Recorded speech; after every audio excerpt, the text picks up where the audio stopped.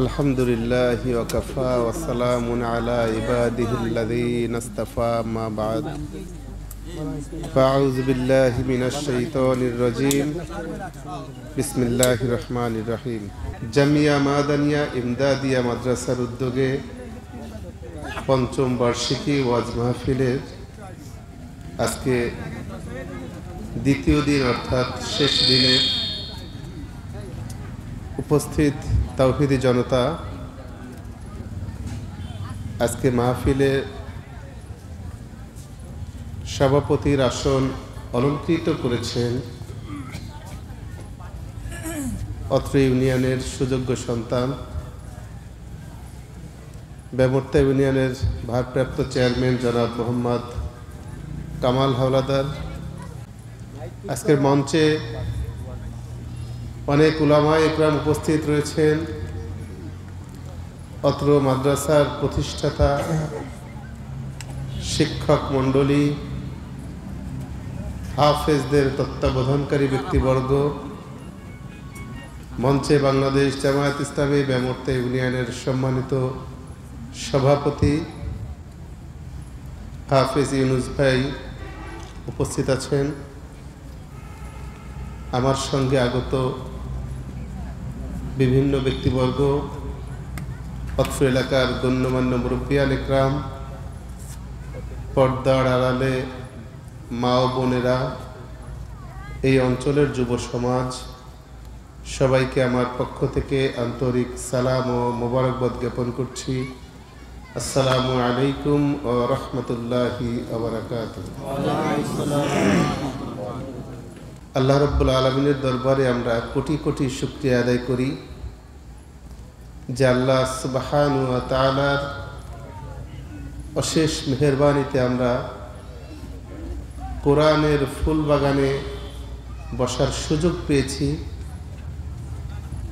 যেখানে অত্র অঞ্চলের হাজার হাজার মানুষ তার ব্যক্তিগত অনেক প্রয়োজনে, পরিবারের প্রয়োজনে অথবা বিনা কারণেই অনেক জায়গায় ঘোরাঘুরিতে লিপ্ত রয়েছে। সেখানে রব্বুল আলামিন আমাদেরকে কোরআন এবং হাদিস থেকে কিছু কথা বলার এবং শোনার তৌফিক দান করেছেন। এজন্য রব্বুল আলামিনের দরবারে আমরা প্রাণ করে শুকরিয়া আদায় করি, বলি আলহামদুলিল্লাহ। দুরূদ ও সালাম পেশ করছি মানবতার মুক্তির দিশারি সাইয়্যিদুল মুরসালিন খাতামুন নবিয়্যিন, যার আনিত বিধানে অন্ধকারাচ্ছন্ন পৃথিবীটা আলোকময় হয়েছিল, যিনি এই পৃথিবীর শ্রেষ্ঠ শাসক রূপে আবির্ভূত হয়েছিলেন,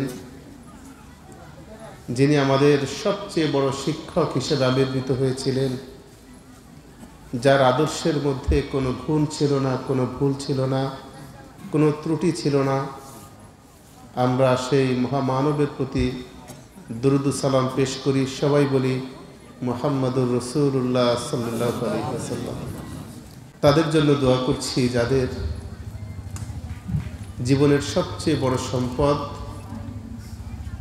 জীবনটাকে আল্লাহর এই জমিনে জুলুমের বিরুদ্ধে অবস্থান করে তার জীবনটাকে বিলিয়ে দিয়েছেন, তাদের বুকের তাজা রক্ত ঢেলে এই সবুজ বাংলা রক্তে রঞ্জিত করেছেন। রব্বুল আলামিনের দরবারে তাদের জন্য দোয়া করি, আল্লাহ তুমি সেই সব ভাইদের মৃত্যুটাকে শহীদি মৃত্যু হিসেবে কবুল করে নাও। আমিন। আর এখনো যারা আহত অবস্থায় রয়েছে, আমরা মাঝে মাঝে পেপার পত্রিকার মাধ্যমে, বিভিন্ন মিডিয়ার মাধ্যমে জানতে পারি অনেক ভাই এই বাংলা থেকে জুলুমকে সরিয়ে দেওয়ার জন্য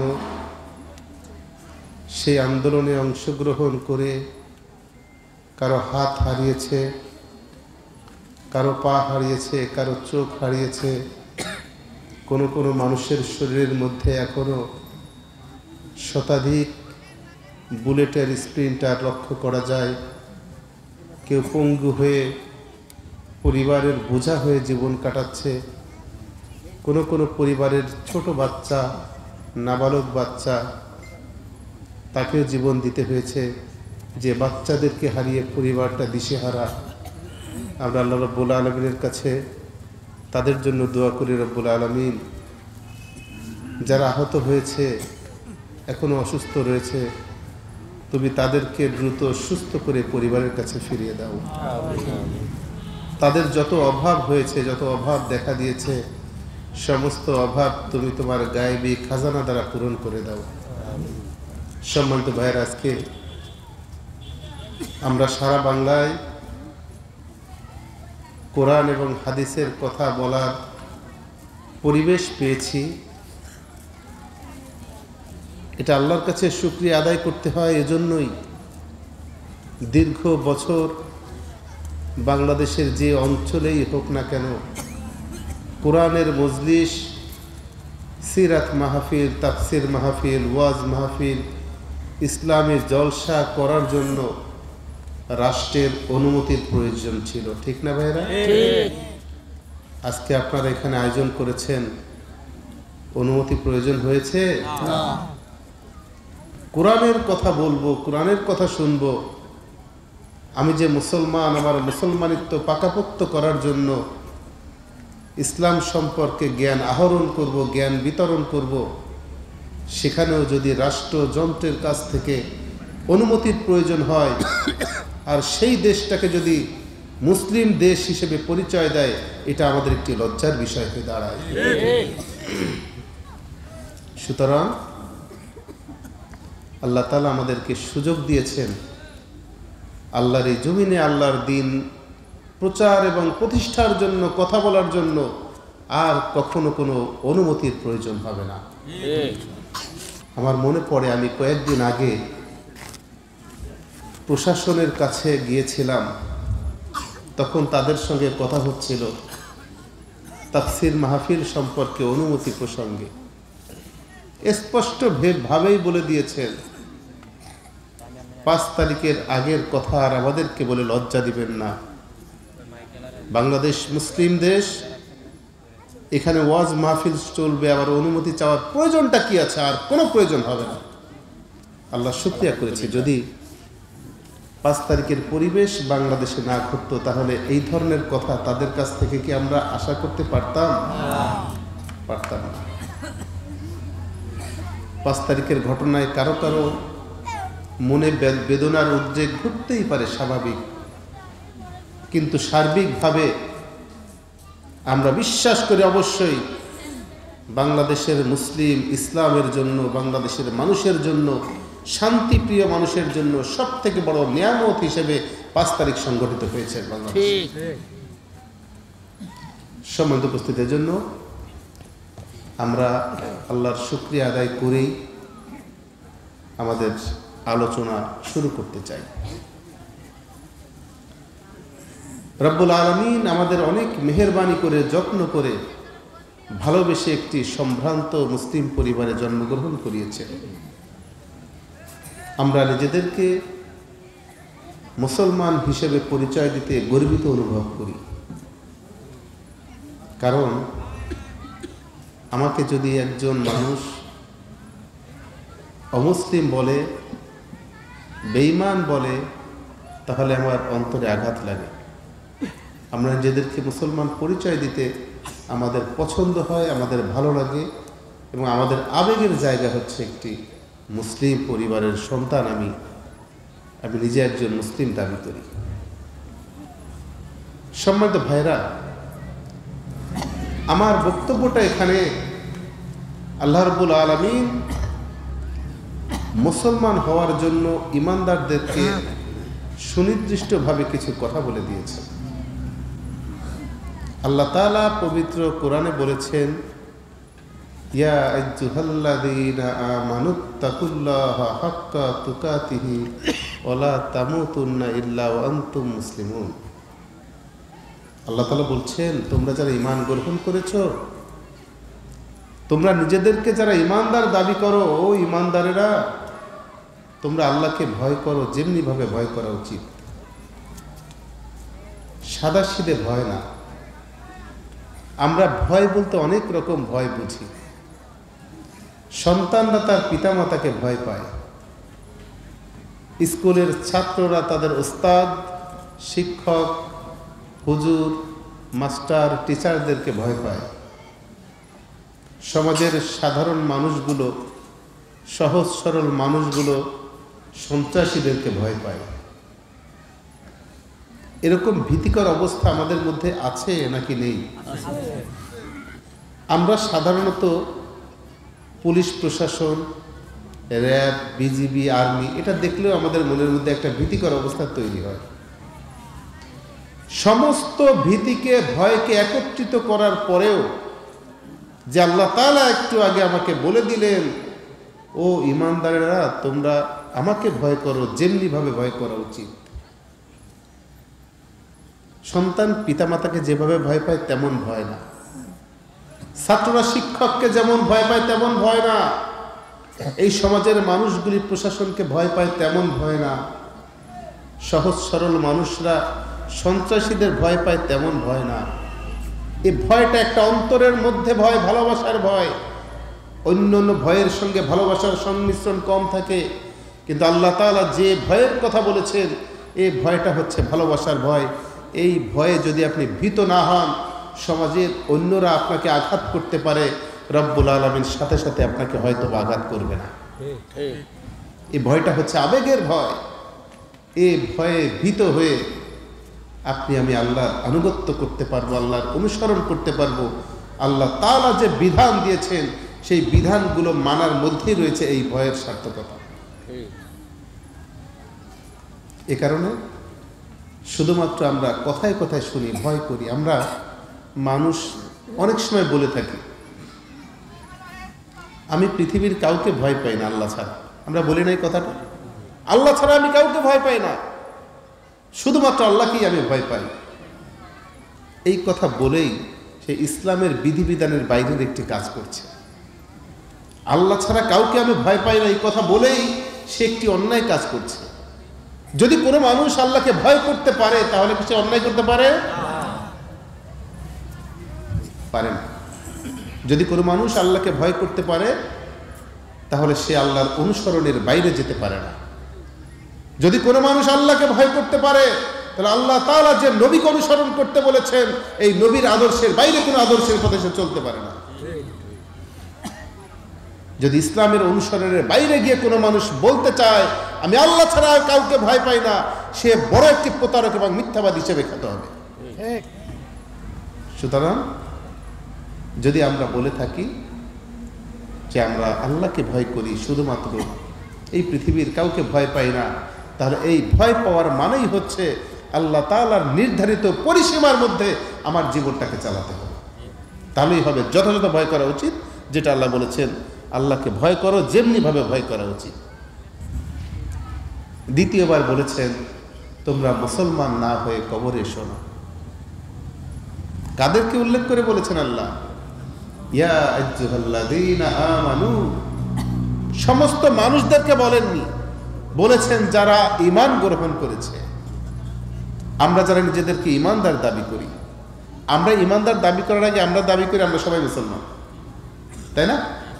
আমরা এখানে যারা এসেছি আমরা সবাই মুসলমান তাই দাবি করি। আল্লাহ তাআলা বলেছেন তোমরা যারা ঈমান গ্রহণ করেছো তারা পরিপূর্ণ মুসলিম না হয়ে কবরে এসো না। তার মানে হচ্ছে একজন ঈমানদারের মুসলমান হওয়ার জন্য আরো বেশি বাকি আছে, তাই না? সেটা কি? ঈমান গ্রহণ করার পরেও মুসলমান হতে আরো ধাপ বাকি আছে, আরো কাজ বাকি আছে। যে কারণেই আল্লাহ তাআলা বলেছেন তোমরা যারা ঈমান গ্রহণ করেছো তোমরা পরিপূর্ণ মুসলমান না হওয়া পর্যন্ত কবরে এসো না। যদি কবরে মুসলিম হয়ে না আসো তাহলে তোমার ভেজাল আছে। সম্মানিত ভাইরা, তাহলে একজন ঈমানদার কি করে মুসলিম হতে পারে এটা জানা দরকার আছে না আমাদের? একজন মানুষ ঈমান গ্রহণ করার পরে আল্লাহর কোরআন অনুযায়ী তাকে যদি পরিপূর্ণ মুসলমান হতে হয় তাকে কমপ্লিটলি সারেন্ডার টু অলমাইটি আল্লাহ, আল্লাহর কাছে সম্পূর্ণভাবে নিজেকে আত্মসমর্পিত করতে হবে, আত্মসমর্পণ করতে হবে। যে ইমানদারেরা আল্লাহর কাছে পরিপূর্ণভাবে আত্মসমর্পণ করতে পারবে, তিনি নিজেকে পরিপূর্ণ ইমান মুসলিম হিসেবে পরিচয় দিতে পারবে। আমরা যদি নিজেদেরকে বিচার করি যে আমরা কি এখনো পরিপূর্ণ মুসলিম হতে পেরেছি, জিজ্ঞাসা করলে স্বাভাবিকভাবেই আমাদের কাছে জবাব আসবে, না, এখনো আমরা পারিনি। আমরা এখনো পারিনি, কারণ ইসলামের সীমা পরিসীমাগুলো আমরা এখনো মানতে পারছি না, আমরা অতিক্রম করে ফেলছি। আল্লাহ রাব্বুল আলামিন যে বিষয়গুলো আমাদেরকে মানতে বলেছেন সেটাও আমরা মানছি, যে বিষয়গুলো আল্লাহ রাব্বুল আলামিন নিষেধ করেছেন, বাদ দিতে বলেছেন, ওটা আমরা বাদ দিতে পারিনি, আমরা ওটাও গ্রহণ করছি। এই দুইটা বিষয়ের সমন্বয়ের কারণে আমরা আসলে পরিপূর্ণ মুসলিম হতে পারছি না। এ কারণে আপনাদের প্রতি আমার প্রথম উদাত্ত আহ্বান, আজকে যারা এই মাহফিল শুনতে এসেছেন, এই প্যান্ডেল সহ প্যান্ডেলের বাইরেও আমাদেরকে সিদ্ধান্ত নিতে হবে, আজকে কি আপনারা শুধু শুনতে এসেছেন না শুনে মানার জন্য এসেছেন? মানার জন্য এসেছেন। আমাদের সমাজে অনেকে আছে, অনেক জানলেওয়ালা, মুফতি, মুহাদ্দিস, হাফেজ, আলেম, বড় বড় টাইটেলধারী মানুষ, অনেক জানে, কিন্তু তার মানার একটু ঘাটতি রয়েছে। প্রকৃত অর্থে ইসলাম তাকেই বলে যেটা মানে মানুষ যতটুকু জানে ততটুকু মানে। শুধু জানার নাম ইসলাম নয়, শুধু শোনার নাম ইসলাম নয়, ইসলাম হচ্ছে মানার নাম এবং মান্য করার নাম। শুধু জানলেই ইসলাম হবে না, ওই জানা অনুযায়ী নিজে পালন করতে হবে, তাহলে ইসলাম হবে। এবং মুসলিম হওয়ার জন্য আমার জ্ঞান যতটুকু আল্লাহ তাআলা দিয়েছেন, ওই জ্ঞান অনুযায়ী যদি আমি আমল করতে পারি, পালন করতে পারি, তাহলে নিজেকে মুসলিম হিসেবে, পরিপূর্ণ মুসলিম হিসেবে পরিচয় দেওয়ার চেষ্টা করতে পারবো। পরিপূর্ণ মুসলিম হওয়ার জন্য আল্লাহ রাব্বুল আলামিন আপনাকে এই দুনিয়ায় পয়দা করে এমনিতে ছেড়ে দেন। আপনাকে আমাকে দুনিয়ায় সৃষ্টি করেছে, সৃষ্টি করে আপনি আমি এই দুনিয়ায় কিভাবে পরিচালিত হব, কি কাজ করব, সেটাও তিনি বলে দিয়েছেন। একটা জিনিস সৃষ্টি করে এমনি যদি ছেড়ে দেওয়া হয়, সে কি করবে? তার একটা নির্দেশনা প্রয়োজন আছে না? আছে। আমাদেরকে আল্লাহ তাআলা এই দুনিয়ায় পাঠিয়েছেন, একটা নির্দেশনা আমাদেরকে দিয়ে দিয়েছেন। আমি প্রায় বলি, এই যে মোবাইলটা যারা তৈরি করেছেন, যারা সৃষ্টি করেছেন, যারা পয়দা করেছেন, যারা বানিয়েছেন, তারা মোবাইলটা তৈরি করার পরে একটি গাইডলাইন দিয়ে দিয়েছেন। মোবাইলটা সবসময় শুকনো জায়গায় রাখতে হবে, মোবাইলটা পানিতে ভেজানো যাবে না, মোবাইলটা ডিপ ফ্রিজে রাখা যাবে না, এটা বলে দিয়েছেন না? তাদের সেই অনুসরণ করেই আমরা মোবাইলটা কখনো পানিতে ভিজাই না, মোবাইলটা ফ্রিজে রাখি না, মোবাইলটাকে যত্ন করে শুকনো জায়গায় রাখি। তারা নির্দেশনা দিয়েছে, যারা তৈরি করেছেন তাদের নির্দেশনা যদি আমি না মানি, তাহলে মোবাইলটা চলবে না নষ্ট হয়ে যাবে। একটা কোম্পানির কথা বললাম মোবাইলের ক্ষেত্রে, আল্লাহ তাআলা যে কোম্পানি থেকে আমাদেরকে পাঠিয়েছেন, আল্লাহ তাআলা সেই কোম্পানি থেকেই আল্লাহ রাব্বুল আলামিন দুনিয়ায় নবী রাসূলও পাঠিয়েছেন, সাথে সাথে সবচেয়ে বড় গাইডলাইন আল কোরআনও দুনিয়ায় দিয়ে দিয়েছেন। আল কোরআন দিয়ে বলে দিয়েছেন, ও মানুষেরা, তোমাদের যাদেরকে দুনিয়ায় পাঠানো হয়েছে, তোমরা এভাবে তোমাদের জীবনটাকে পরিচালিত করো, তোমরা এই পথগুলি অনুসরণ করো। যদি তোমরা এই পথ অনুসরণ করতে পারো, তাহলে তোমাদের জন্য কল্যাণ রয়েছে, তোমাদের জন্য নাজাত রয়েছে, তোমাদের জন্য সুসংবাদ রয়েছে। আর যদি এই কাজগুলি তোমরা পরিত্যাগ করো, এই কাজগুলি যদি বন্ধ করো, আমি যেগুলো নিষেধ করছি এটা পরিত্যাগ করতে না পারো, তাহলে তোমাদের জন্য বেদনার কারণ রয়েছে, তোমাদের জন্য জাহান্নাম রয়েছে, তোমাদের জন্য ভীতিকর অবস্থা রয়েছে। এই গাইডলাইন পাওয়ার পরেও আমরা কি অনুসরণ করছি না করছি না বলেন? সব গাইডলাইন আমরা পাচ্ছি কিন্তু অনুসরণ করছি না। আল্লাহ রাব্বুল আলামিন আল্লাহর নবীকে দুনিয়ায় পাঠিয়েছেন সবচেয়ে বড় আদর্শ হিসেবে। ওমা আরসালনাকা বিল হাক্কি বাশীরা ওয়া নাযীরা, সত্য দিন সহ সত্য মানুষের আল্লাহর রাসূলকে আল্লাহ তাআলা দুনিয়ায় ভীতিকর সৃষ্টিকারী, ভীতি সৃষ্টিকারী এবং সুসংবাদদাতা হিসেবে পাঠিয়েছেন। বড় দুটি দায়িত্ব দিয়েছেন আল্লাহর নবীকে, ভীতি সঞ্চারকারী, ভয় দেওয়ার জন্য এবং সুসংবাদ দেওয়ার জন্য। সুসংবাদটা কিসের? আল্লাহর নবীকে দুনিয়ায় পাঠিয়ে সুসংবাদ দিতে বলেছেন মানুষদেরকে, জান্নাতের সুসংবাদ, জান্নাতের নাজ নিয়ামতের সুসংবাদ। একজন মানুষ আল্লাহর নীতি নির্ধারণ অনুযায়ী পৃথিবীতে জীবন যাপন করলে কাল কিয়ামতের ময়দানে আল্লাহ তাআলা তাকে জান্নাত দিবেন, যে জান্নাতের নাজ নিয়ামত সম্পর্কে মানুষদের বর্ণনা করতে বলেছে। আর যে ভীতির কথা আল্লাহর নবীকে বলতে বলা হয়েছে, এই ভীতিটা হচ্ছে জাহান্নামের ভয়, কঠিন পীড়াদায়ক কষ্ট। যদি এই মানুষগুলি ইসলামের বাইরে তার জীবনটা পরিচালিত করার চেষ্টা করে, কোরআনের বাইরে তার জীবনটা পরিচালিত করার চেষ্টা করে, আল্লাহর নবীর আদর্শের বাইরে যদি তার জীবনটা পরিচালিত করার চেষ্টা করে, তাহলে কাল কিয়ামতের ময়দানে আল্লাহ তাআলার ফয়সালা এসে জাহান্নামে চলে যাবে। এবং জাহান্নামে যে কঠিন শাস্তির কথা বলা হয়েছে, এই ভয়টা মানুষদেরকে দেওয়ার জন্য আল্লাহর নবীকে পাঠানো হয়েছে। আল্লাহর নবীকে অনুসরণ করার জন্য নির্দেশ দিয়েছেন কে? আল্লাহ। আল্লাহর নির্দেশ না মানলে সে মুসলিম থাকতে পারে? পারে না। আল্লাহ তাআলা বলছেন, কুল ইন কুনতুম তুহিব্বুনাল্লাহ ফাত্তাবিউনি ইহবিবকুমুল্লাহ। আল্লাহ বলছেন, ও নবী, তুমি মানুষদেরকে বলে দাও,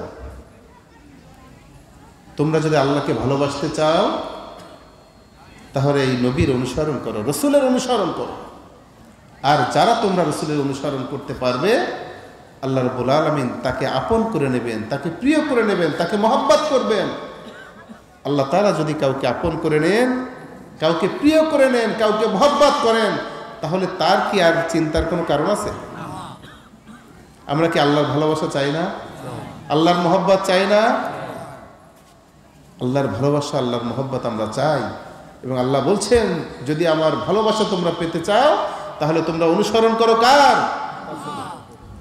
নবী করিম সাল্লাল্লাহু আলাইহি ওয়াসাল্লামের অনুসরণ করো। তার অনুসরণ ব্যতীত আল্লাহর ভালোবাসা পাওয়ার কোনো সুযোগ নেই। আমরা বাস্তব জীবনে, এই দুনিয়াটা হচ্ছে শস্যক্ষেত্র, যে যেভাবে চাষ করবে তার খেতে, সে সেইভাবে তার ফল পাবে, তাই না? তা দুনিয়াটা হচ্ছে শস্যক্ষেত্র।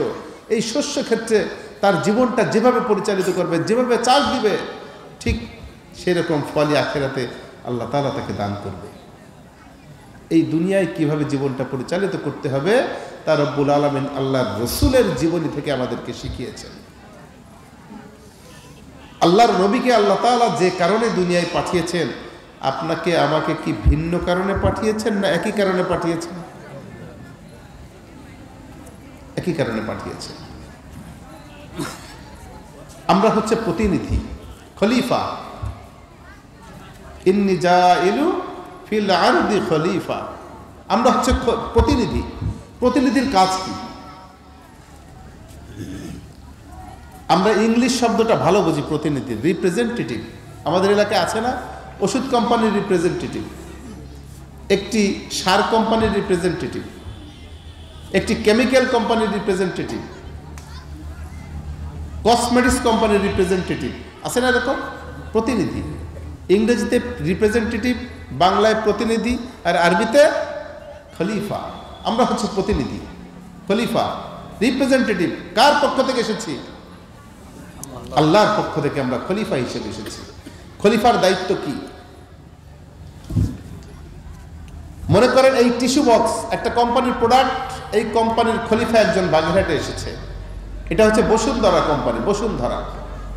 বসুন্ধরা একজন রিপ্রেজেন্টেটিভ বাগেরহাটে পাঠিয়েছে। সেই প্রতিনিধি বাগেরহাটে আসার পরে বসুন্ধরার এই টিস্যুর পরিবর্তে যদি ফ্রেশ টিস্যু বিক্রি করে, তাহলে তার চাকরি থাকবে না চলে যাবে? চলে যাবে। কারণ সে হচ্ছে বসুন্ধরা কোম্পানির রিপ্রেজেন্টেটিভ, বসুন্ধরা কোম্পানির খলিফা, বসুন্ধরা কোম্পানির প্রতিনিধি। তাকে তার চাকরি টিকিয়ে রাখার জন্য, তাকে তার প্রতিদান পাওয়ার জন্য, তার বেতন ঠিকঠাক মতো পাওয়ার জন্য অবশ্যই বসুন্ধরার টিস্যু বাজারে বিক্রি করতে হবে, নতুবা তার চাকরিটা থাকবে না। ও যে অন্য কোম্পানির টিস্যু বক্স বিক্রি করে থাকে। আল্লাহ তাআলা কোরআনে বলছে, আমাদেরকে আল্লাহ রাব্বুল আলামিন তার খলিফা হিসেবে দুনিয়ায় পাঠিয়েছেন, রিপ্রেজেন্টেটিভ হিসেবে পাঠিয়েছেন, প্রতিনিধি হিসেবে পাঠিয়েছেন। আমাদেরকে কার পণ্য বিক্রি করতে হবে? আল্লাহ। আল্লাহর পণ্যটা কি? কোরআনকে বিক্রি করতে হবে, কোরআনকে প্রচার করতে হবে, কোরআনের বাণীকে মানুষের সামনে তুলে ধরতে হবে। তার মাধ্যমটাই হচ্ছে নবী করিম সাল্লাল্লাহু আলাইহি ওয়াসাল্লাম। নবীর আদর্শ এই সমাজের মানুষের কাছে প্রচার করতে হবে, নবীর আদর্শকে এই সমাজে বাস্তবায়ন করতে হবে। যদি আমরা সেটা করতে পারি তাহলে আমরা নিজেদেরকে বলতে পারবো আমরা আল্লাহর খলিফা, আল্লাহর প্রতিনিধি, আল্লাহর রিপ্রেজেন্টেটিভ। আর এটা না করে যদি আমি মানুষের তৈরি কোনো আইন, কোনো বিধান, কোনো নিয়ম, কোনো কৃষ্টি কালচার যদি আমি প্রচার করতে থাকি, কোরআন বাদ দিয়ে যদি সাধারণ বইয়ের প্রচার করতে থাকি, তাহলে বলতে হবে অবশ্যই আমি আল্লাহর প্রতিনিধি নয়, আমার চাকরি আল্লাহর দরবারে থাকবে না। যতই আমাকে মৃত্যুর পরে কবরে রাখার সময় আল্লাহ মিল্লাতে রসুল্লাহ যদি রসুলের মিল্লাতেও রেখে আসে, তাও রসুল আমাকে অবশ্যই গ্রহণ করবেন না যদি আমি দুনিয়ায় বসে আল্লাহর প্রতিনিধি হিসেবে তার প্রোডাক্ট বিক্রিটা না করতে পারি। অতএব আল্লাহ তাআলা যে মেহেরবানি করে আমাদেরকে প্রতিনিধি বানিয়েছে,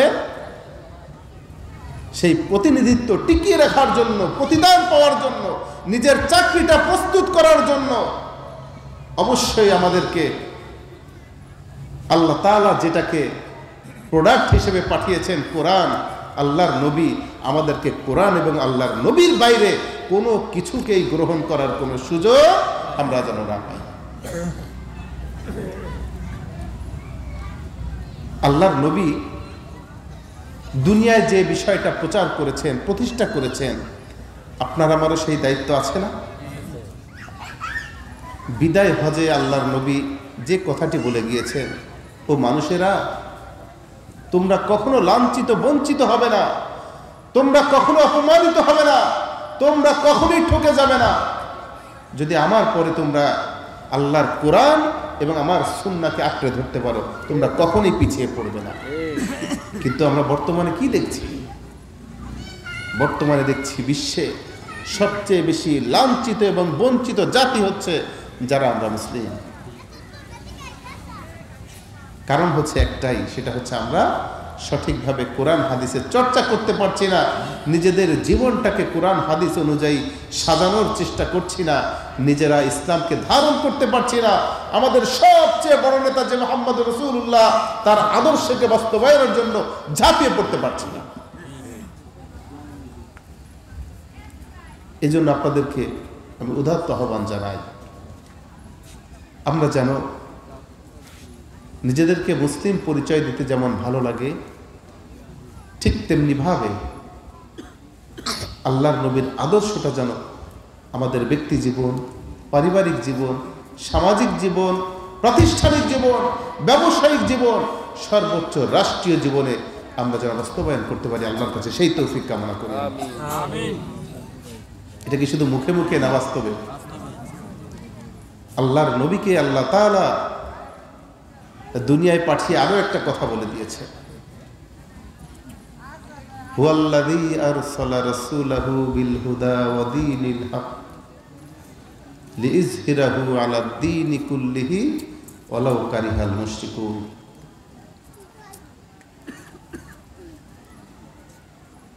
আল্লাহ নবীকে আল্লাহ তাআলা দুনিয়ায় পাঠিয়েছেন সত্য দিন সহকারে। দিন কি? দিন হচ্ছে বিধিবিধান, ইসলাম, নীতি, নিয়ম, সত্য। আল্লাহ তাআলা আল্লাহর নবীকে সত্য দিন সহ দুনিয়ায় পাঠিয়েছেন, যার মধ্যে কোনো ভেজাল নেই, কোনো ভুল নেই। এবং এই দুনিয়ার বুকে যত নিয়ম জারি রয়েছে, যত আইন জারি রয়েছে, যত বিধান জারি রয়েছে, যত মত রয়েছে, যত পথ রয়েছে, যত কথা রয়েছে, সব কিছুকে উল্টিয়ে পাল্টিয়ে দিয়ে, সরিয়ে দিয়ে একমাত্র আল্লাহর দেওয়া বিধানকে এই সমাজে বাস্তবায়ন করবে। এতে মুশরিকরা যতই অখুশি হয়, তাতে আল্লাহর কিছু যায় আসে না। আল্লাহর নবীকে পাঠিয়েছেন শুধুমাত্র আল্লাহর দ্বীনকে বাস্তবায়ন করার জন্য এই সমাজে। আল্লাহর নবী কি আল্লাহর দেওয়া সেই দায়িত্ব যথাযথভাবে পালন করতে পেরেছিলেন? কিভাবে পেরেছিলেন? সুন্দর একটি সমাজ, যে সমাজটা আয়ামে জাহেলিয়াতের অন্যায় দ্বারা ভরপুর ছিল, সেই সমাজটাকে উল্টিয়ে পাল্টিয়ে দিয়ে কোরআনের রাজ কায়েম করেছিলেন, তাই না ভাইরা? আল্লাহর নবী বিজয়ী হয়েছিলেন, আল্লাহর দেওয়া দায়িত্ব যথাযথভাবে পালন করেছিলেন। বিজয়ী মানেই যে আল্লাহর দায়িত্ব যথাযথভাবে পালন করা তা কিন্তু নয়। নবী করিম সাল্লাল্লাহু আলাইহি ওয়াসাল্লাম বিজয়ী হয়েছিলেন, শ্রেষ্ঠ সফল রাষ্ট্রনায়ক হয়েছিলেন, তাই তাকে আমরা বিজয়ী বলছি। আল্লাহ তাআলা পক্ষ থেকে অন্য যে নবী রাসূলরা এসেছিলেন সবাইকে রাষ্ট্রীয়ভাবে কোরআন বা ইসলামকে বিজয়ী করতে পেরেছিলেন? পারেননি। অল্প কয়েকজন পেরেছেন। বেশি সংখ্যা তারা ইসলামকে রাষ্ট্রীয় মর্যাদায় সবচেয়ে বড় আকারে করতে পারেননি। যে সকল নবী রাসূলগণ ইসলামকে বিজয়ের জায়গায় নিয়ে আসতে পারেননি তারা কি সফল না বিফল? সফল। তারাও সফল, নবী করিম সাল্লাল্লাহু আলাইহি ওয়াসাল্লাম তিনিও সফল। সফলের মাপকাঠি কখনো বিজয়ের মধ্যে নয়। আমরা মাঝে মাঝে এই সমাজের মানুষদের কাছে শুনতে পাই, কি যে করি, এত ইসলামী দল, কুন্ডা বাঁধিয়ে কুন্ডা করব, আর বাংলাদেশের যে আবহাওয়া, যে কৃষ্টি কালচার, মানুষের মধ্যে যে সেন্টিমেন্ট, এখানে ইসলাম বিজয়ী হওয়া সম্ভব না। ফাও লাফালাফি করে লাভ নেই, ও খালি খালি জেলে নিয়ে যাবে না, অপমান করবে না, লাঞ্ছিত করবে না, এই কথাগুলো আমরা বলি না?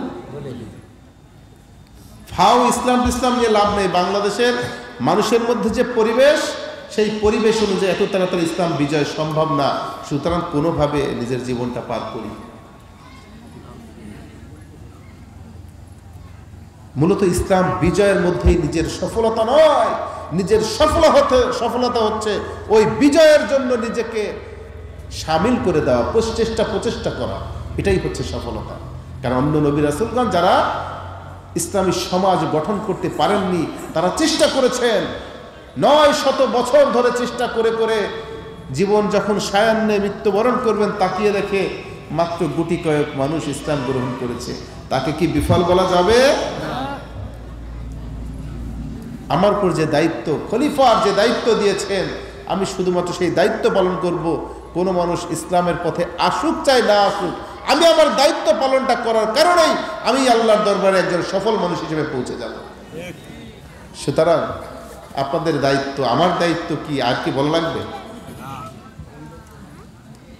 আল্লাহর নবীকে ইসলামকে বিজয়ী করার জন্য দুনিয়ায় পাঠানো হয়েছে। আল্লাহর নবী ইসলাম বিজয়ী করে মানুষদেরকে শিক্ষা দিয়ে গিয়েছেন। আপনি আমিও যে সমাজে বসবাস করি, যে দেশে বসবাস করি, যে রাষ্ট্রে বসবাস করি, যে গ্রামে বসবাস করি, আমার আপনার ইসলামকে বিজয়ী করার জন্য ভূমিকা রাখা দরকার আছে নাকি নেই? ভূমিকা রাখছি আমরা? ভূমিকা রাখার দরকার আছে কিন্তু রাখছি না। এই দুইটা সাংঘর্ষিক না?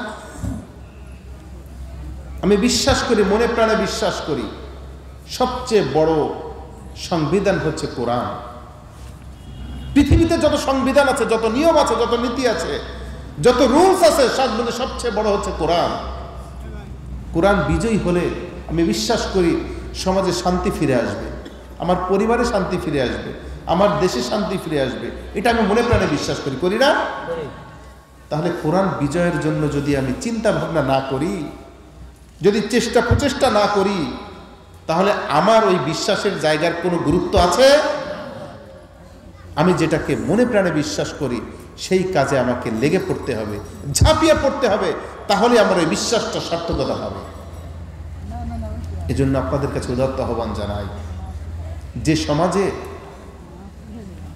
কোরআন শক্তিশালী করা না যাবে, কোরআনের নিয়ম শক্তিশালী করা না যাবে, সেই সমাজে ইচ্ছায় হোক আর অনিচ্ছায় হোক আপনাকে আমাকে অন্যায়ের কাজের সঙ্গে জড়িয়ে পড়তে হবে, তাই না? আপনার সমাজে কোরআনের অ্যাবসেন্সের কারণে, ইসলামের অ্যাবসেন্সের কারণে অনেক অন্যায় অপকর্ম আপনি চোখ বুজে সহ্য করছেন, তাই না? আপনার পাশে চরমভাবে অন্যায় হচ্ছে, আপনি প্রতিরোধ করতে পারছেন না, কারণ আপনার ইসলাম, আপনার কোরআন এখানে শক্তিশালী হয়নি। কিন্তু কোরআন যদি শক্তিশালী হয়ে যেত তাহলে এই অন্যায় অপকর্ম করার সাহস কেউ পেত না, আপনি নিজেই তার প্রতিবাদে দাঁড়িয়ে যেতেন। সুতরাং ইসলামকে শক্তিশালী করার জন্য সমাজের প্রতিটি মুসলিমের ভূমিকা রাখা প্রয়োজন আছে নাকি নেই? আমরা কি ভূমিকা রাখবো? আল্লাহ রাব্বুল আলামিন আমাদের এই ডাকগুলোকে কবুল করে নিন। সর্বশেষ আপনাদের কাছে আহ্বান, জন্মেছি একদিন মৃত্যুবরণ করতেই হবে, সবাই চলে যাবে, কেউ থাকতে পারবো না। ডেথ নোজ নো টাইম, মৃত্যুর কোনো সময় অসময় নেই, চলে যেতেই হবে।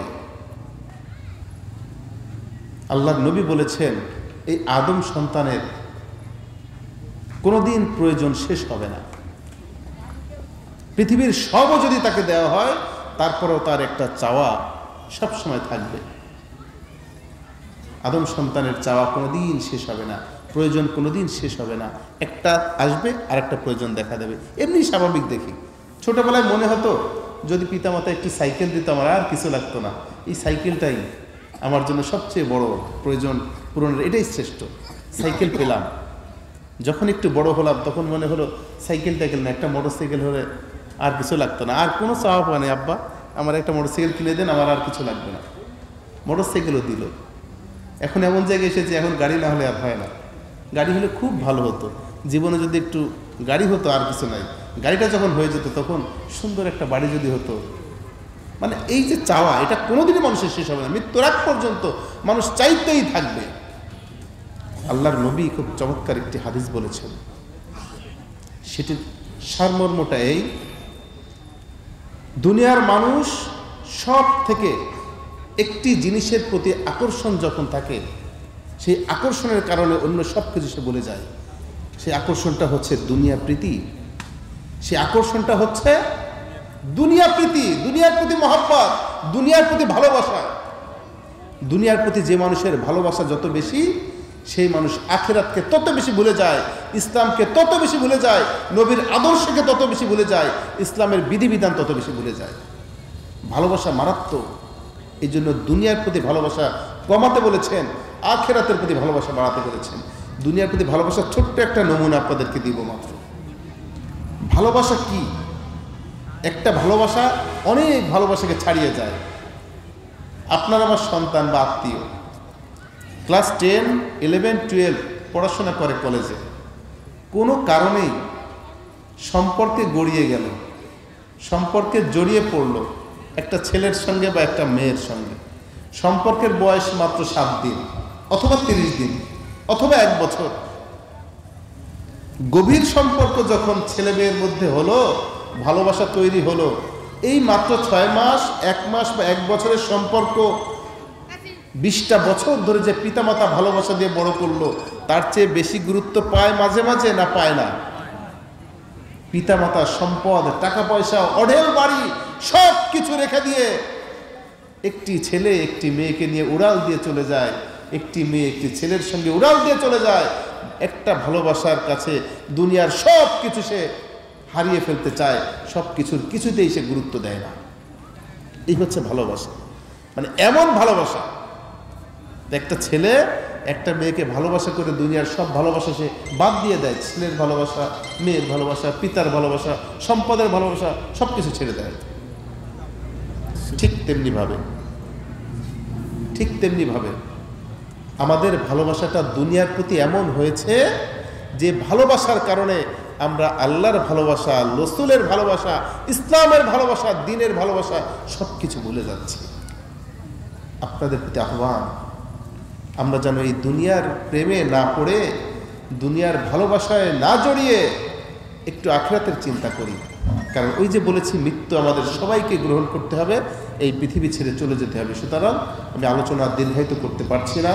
আল্লাহ আমাকে পরবর্তীতে সময় দিলে অনেক আলোচনা করা যাবে। আমাদের প্রধান মেহমান চলে এসেছেন, আমি আপনাদের কাছে উদাত্ত আহ্বান জানাই। পরিশেষে রব্বুল আলামিন আমাদেরকে যতটুকু মেধা দিয়েছেন, জ্ঞান দিয়েছেন, জানার সুযোগ দিয়েছেন, মেধা, জ্ঞান এবং জানা অনুযায়ী আমাদের বাস্তব জীবনে সেটা যেন আমরা পালন করতে পারি। আমাদের মধ্যে যতটুকু দুর্বলতা আছে, সমস্ত দুর্বলতা যেন আল্লাহ তাআলা কাটিয়ে উঠে সাচ্চা ইমানদার এবং মুসলিম হিসেবে নিজেদেরকে পরিচয় দেওয়ার সুযোগ দান করেন। আমিন। আখির দাওয়ানা আলহামদুলিল্লাহি রাব্বিল আলামিন। আসসালামু আলাইকুম ওয়া রাহমাতুল্লাহি ওয়া বারাকাতুহু।